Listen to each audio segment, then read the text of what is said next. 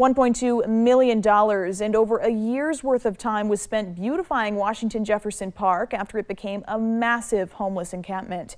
Now, 6 months after reopening to the public, campers are working their way back in. KEZI 9 News reporter Joey Vaca explains how the park rules are being enforced. I just hope they stay on top of it, and I hope that people who need help get the help that they need.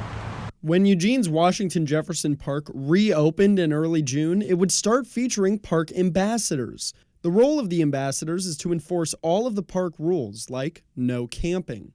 Park ambassadors are there at least twice a day, 7 days a week, addressing any issues of illicit activity. If there is somebody in the park and they have a tent erected, then they would remind them that there are no structures in the park and ask them to take their structure down. Even though you still might find sleeping bags scattered around, the ambassadors are enforcing the rule based off the city's camping code. The code defines an illegal campsite as using a, quote, tent, tarp, lean-to, shack, wooden pallet, or any other structure or any vehicle or part thereof.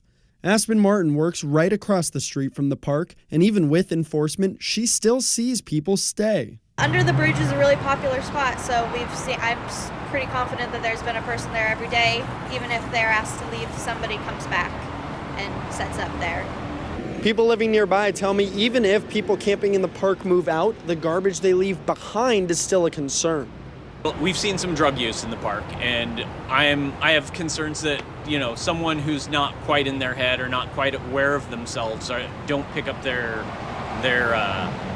paraphernalia before they take off. You want to keep the park safe for people who want to roll around in the grass or relax in the summertime, and that's a concern, I think.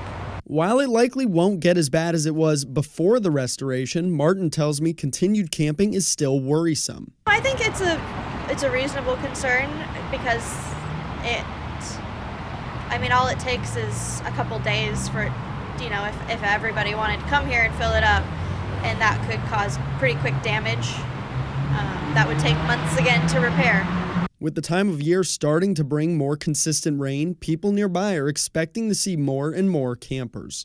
Reporting in Eugene, Joey Vaca, KEZI 9 News.